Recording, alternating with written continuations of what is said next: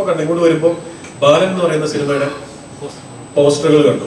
സന്തോഷമുണ്ട് കണ്ടുകൊണ്ടിരിക്കുന്ന സംഗതി ഒരു പോസ്റ്റർ പോലും വരുന്ന വ്യത്യാസം നോക്കും. അല്ലെങ്കിൽ മഞ്ഞുമൽ ബോയ്സ് പോലത്തെ ഇത്രയും സൂപ്പർ ഹിറ്റ് ആയിട്ടുള്ള ഒരു സിനിമ കഴിഞ്ഞിരിക്കുന്ന ഒരു സംവിധായകൻ എടുക്കുന്ന അയാൾക്ക് ഏത് ആർട്ടിസ്റ്റിനെ ഡേറ്റ് കിട്ടില്ലേ, അയാൾ എടുക്കുന്ന എഫോർട്ട് എടുക്കും. പുതിയൊരു പരിപാടി, ഈ പുതിയ പരിപാടി എന്നുള്ള സംഗതി എന്ത് തന്നെയാണെങ്കിലും അതിപ്പോ ഹോം എന്ന് പറയുന്ന സിനിമ ആയിക്കോട്ടെ, ജാനേമൻ ആയിക്കോട്ടെ, മധുരമായിക്കോട്ടെ, കൊച്ചു സിനിമകളാണ് നമ്മുടെ ബമ്പർ ഹിറ്റുകൾ. ഇപ്പൊ വാഴ ആലോചിച്ചു 200 കോടി ചില്ലറ കളിയാണ് ഇത്രയും ചെറിയ ബജറ്റിൽ എടുത്തിട്ട്. അപ്പൊ അത്രയും ഒരു പർദീസ പോലത്തെ ഇൻഡസ്ട്രിയാണ് മലയാള ഫിലിം ഇൻഡസ്ട്രി. ആ ഇൻഡസ്ട്രിയിൽ നമ്മളെല്ലാവരും ഉണ്ട് എന്നുള്ളതാണ് നമുക്ക് അഭിമാനിക്കാവുന്ന ഒരു കാര്യം. കുറെ പേര് തെലുങ്കിൽ നിന്ന് കൊണ്ട് വന്നു, പക്ഷെ അല്ലു അർജുൻ പോലെ ആരും ആയില്ല. എനിക്ക് തോന്നുന്നതിന്റെ ഒരു കാരണം അദ്ദേഹം നമുക്കറിയാം എന്റർടൈൻമെന്റ് പാക്കേജാണ്.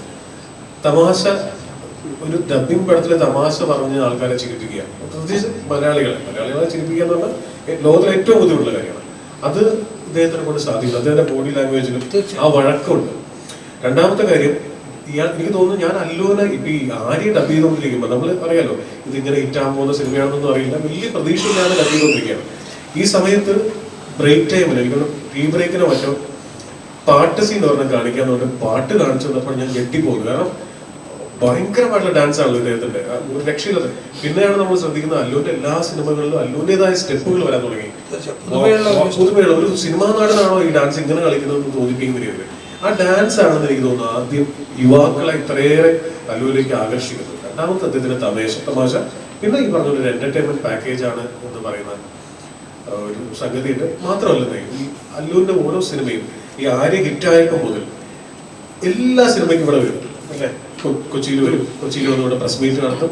അതിനു വേണ്ടി പുള്ളി സ്പെൻഡ് ചെയ്യുന്ന പൈസ ആയിക്കോട്ടെ, സമയമായിക്കോട്ടെ, മലയാള സിനിമ മലയാള പ്രേക്ഷകർ തന്നെ ഇഷ്ടപ്പെടുന്നു എന്ന് പറയുന്നത് പുള്ളി ഭയങ്കരമായി. ഇപ്പോൾ പുള്ളി ഈ നാഷണൽ അവാർഡ് കിട്ടി, അതിനേക്കാളും വലിയ എനിക്ക് അല്ലുവിന് അടുത്തറിയാവുന്നുണ്ട്, ഇക്കൊക്കെ ഇവിടുന്ന് മനസ്സിലാവും.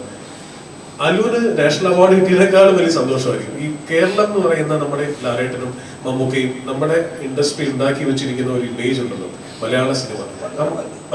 ആ മലയാള സിനിമ തന്നെ അംഗീകരിക്കുന്നു, അല്ലെങ്കിൽ അതിൽ ഒരാളാണ് ഞാനെന്ന് അദ്ദേഹം പറയുന്നത് പല ഇന്റർവ്യൂസിനെ കണ്ട് ഞങ്ങളോടും പേഴ്സണലി പറഞ്ഞിട്ടുള്ള കാര്യമാണ്. അപ്പൊ അത് പുള്ളി പ്ലാൻഡ് ആയിരുന്നു, കറക്റ്റ് പ്ലാൻഡ് ആയിരുന്നു. നമ്മൾ പറയില്ല, ഇപ്പൊ ഞാൻ അഡ്വർടൈസ്മെന്റ് ചെയ്യുന്ന ഒരാളാണ്, എന്തൊരു പ്രൊഡക്റ്റും നമുക്ക് കേരളത്തിൽ എവിടെയും മാർക്കറ്റ് ചെയ്യാം. പക്ഷെ കറക്റ്റ് പഠനം കറക്റ്റ് ആയിരിക്കണം, കറക്റ്റ് വിടല് കറക്റ്റ് ആയിരിക്കണം, കറക്റ്റ് സീസൺ ആയിരിക്കണം, പോകുന്ന റൂട്ട് കറക്റ്റ് ആയിരിക്കണം.